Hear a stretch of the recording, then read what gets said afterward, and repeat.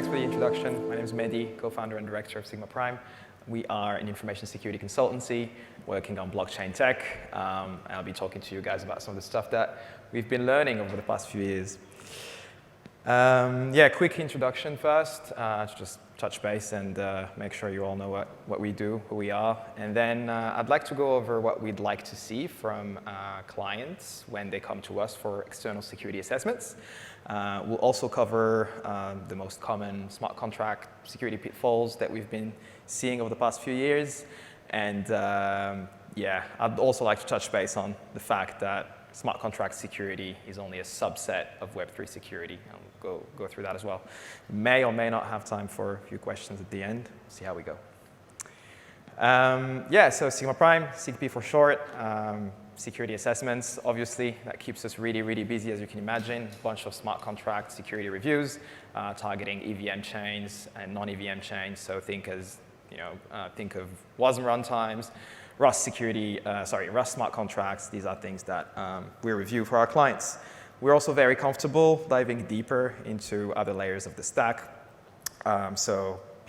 Projects come to us when they build new protocols, new blockchains, and we're able to help them assess the security posture of their novel consensus mechanisms, new cryptographic primitives, and in some cases, they also build networking stacks from scratch.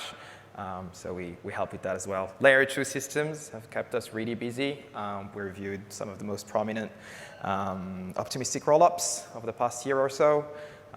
We're also big fans of fuzzing. We'll talk about this perhaps a bit later. And lately, we've been conducting some fun engagements with red teaming and social engineering. So things like spear phishing, physical intrusion are always fun to play with. So what I've just spoken about is half of what we do. That's the half that I look after at Sigma Prime. The other half is Lighthouse. So as I'm sure some of you know, about 2 weeks ago, we went through a very critical upgrade for the Ethereum network. It was a massive milestone for us and I guess for the whole ecosystem. The merge happened about 2 weeks ago. And Lighthouse is one of the software that powers the consensus layer of Ethereum today. It's free, it's open source, it's written in Rust. We see it as a public good. Obviously, due to the DNA of the company, it's heavily focused on security, but it's also blazingly fast. I think we're responsible for about 34% of the network today, which is great, but also a bit scary. So hopefully everyone is very excited to see the merge happen. Super smooth transition, super smooth upgrade. Kudos to all the developers around the world that made this a reality. I've just put up a few of our client logos up there. I'm sure some of them are familiar to you guys. And as I said, we're kind of blockchain agnostic, working with a bunch of different blockchain protocols. But a lot of Ethereum-related stuff keeps us really busy. We are, a remote-first company operating from all continents, really. We've got team members in all continents, except perhaps for Antarctica. We're about 30 people. The vast majority are obviously security engineers and software developers. Been doing this for quite some time now, 6 years, I guess, 6.5 years. So in the blockchain space, that kind of feels like eternity. Conducted about 150, 170 security reviews over the past 6 years, reported over 100 critical vulnerabilities, and have been involved in helping secure over $100 billion worth of value. So clients often come to us and say, hey, we'd like to engage you, but I would like to know what could we do to make the engagement process as smooth as possible. One of the first things that I recommend is writing documentation. It's a great quote from Damien Conway, who's an Australian computer scientist, quite prominent in the Ruby and Perl space. It says that documentation is a love letter that you write to your future self. Couldn't agree more. What would we like to see in docs? We want to see a system overview. So essentially just explain to us what are the main features of your project, what are the actual what is the intent of what you're building. User flow diagrams are always very interesting and welcome, because they allow us to understand how your users are expected to be interacting with your systems. And if you're making any interesting design choices, always a great idea to document those. If you have known restrictions, things like, yeah, my protocol needs a minimum amount of tokens to be reliable, or vice versa, it needs actually a maximum amount. I can't hold more than X amount of tokens. Please document that. Dependencies are good. We recommend our clients not to reinvent the wheel, use battle-tested components, things like Open Zeppelin libraries, but always a good idea to know what you're incorporating into your software, particularly in the case of a potential emergency security update. Good to be able to pinpoint which dependency needs to be patched, so you can do that in a timely fashion. If you have any centralization points in your project, that's fine. We're not here to judge, but what we'd like you to do is be upfront about them, right? So just write them up in documentation. That will help us, but that will also help your users understand what centralization risks are potentially included in your project. So yeah, same with any privileged access. If you've got like an owner account or an admin account that can perform interesting privileged tasks in your system, document those, and that'll save us a bunch of time. Formal specification is always great, so think of this as like an executable spec. If you have an executable spec, we can potentially fuzz that spec and find edge cases in your design that you may not have thought of. Yeah, and documentation like sex, when it's good, it's very, very good. When it's bad, better than nothing. So, give us something to work with here is what my point is. Yeah, in some cases, we understand clients do not necessarily have the time to write up fancy docs, but at least give us something that would prevent us from reverse engineering your design based on your implementation. There's nothing more frustrating for a security assessor than doing that. So docs are important. Another thing that we'd like to see in our clients' projects are tests, unit tests, integration tests, things like that. We write our own tests for our clients. We do not trust our client tests. We always write our own, so when you engage Sigma Prime, you essentially get a security assessment report that contains the standard vulnerability list, description, recommendation for each one of them, exec summary, but also as a byproduct, you get a fully fledged test suite that always aims for full test coverage. However, we'd still like to see our clients go through their own testing.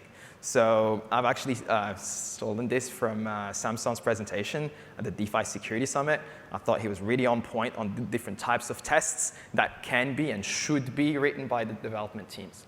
Positive unit tests, if you have a withdraw function, test that, right? Sounds silly, but you'd be surprised the number of clients that try to ship software with very basic functions that haven't actually been tested. So yeah, just test your paths, your positive paths, and your negative paths as well, right? Like if you have a mint function, no one but a certain address can call that mint function, well, write a test to show that indeed a non-privileged account can't actually interact with that function. Integration tests are very important, particularly in the context of composability. When you have DeFi protocols or cross-chain communication, it's always, always important to be able to deploy this and interact on different networks.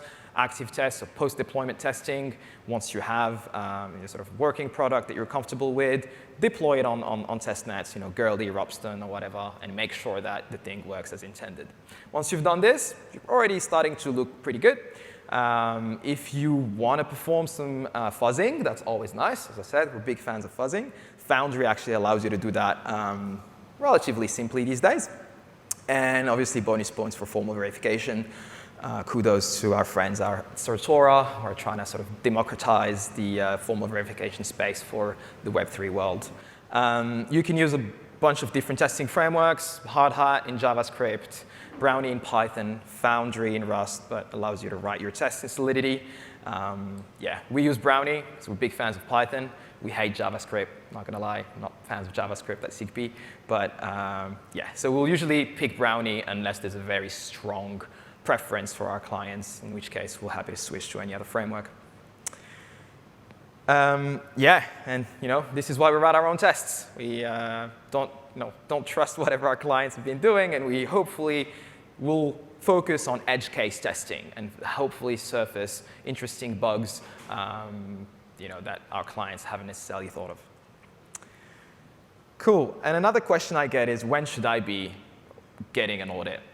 I hate the word audit. It's the first time I've used it in this presentation. I'll make sure not to use it again. These aren't audits. These are time-boxed security assessments. So the reality is, ideally, we want you to come to us at the very end of your development lifecycle. Right? When you're ready to launch, when you've done your unit tests, you've done your integration tests, comfortable with the quality of your code base, your docs are right, you're ready to go.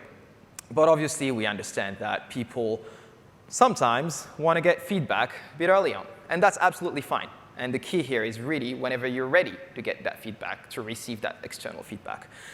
If you're making any changes between the moment we review your software and the moment you go live, always a good idea to get those changes reviewed. They might seem minimal to you, but they might actually introduce vulnerabilities that you didn't actually think of.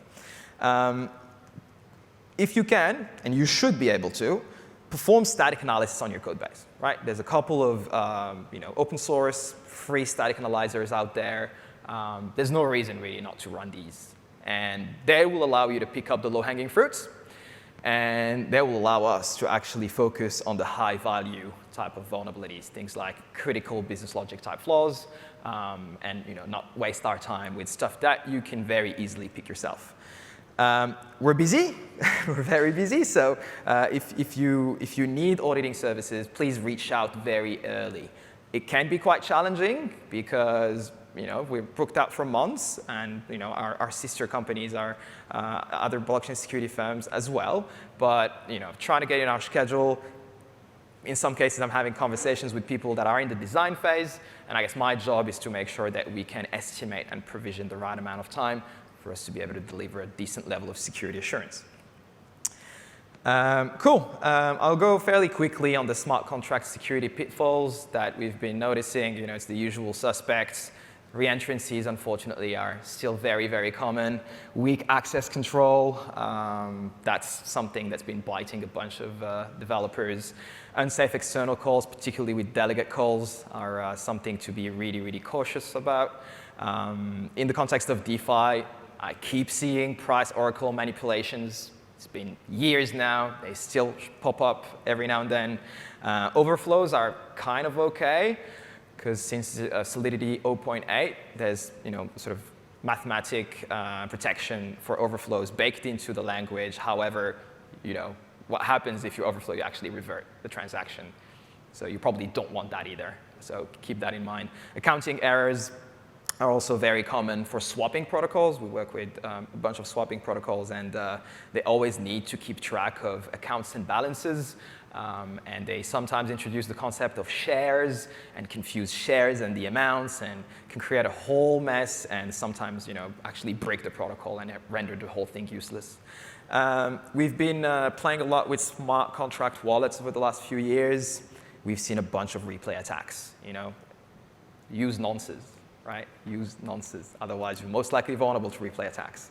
As I mentioned, we do a bunch of work on L2s, on bridges as well. And in a lot of cases, we find ways of performing double spend attacks. Spare you the details. Some of the details are actually public, but yeah, out of the scope of this presentation. And yeah, I really want us to step back and realize that smart contract security is only a subset of Web3 security, right? There's so many different ways you can lose money, your users can lose money when building this software, this type of software. So I've just listed a few. Off-chain security is really important. When you're building L2s, when you're building bridges, you typically have some set of smart contracts and also an off-chain component written in Go, written in Rust, sometimes in C++. You want to make sure that that thing is robust, right? In a lot of cases, thanks to fuzzing techniques, we can maliciously craft a TCP packet that can take down the whole network, right? So be careful, seek assistance on securing that part of your stack. Web apps as well, these are the first entry point of your users. cross-site scripting attacks are less common these days, but can still happen.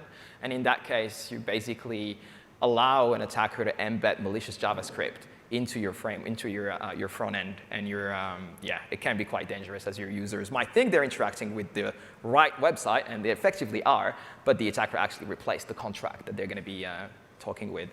A bunch of other things, cloud infrastructure. If you're using S3 buckets, make sure they're permissioned. If you're using APIs, make sure they're behind authentication. And we've seen a lot of social media takeover, Twitter, Discord servers compromises. Make sure you harden those.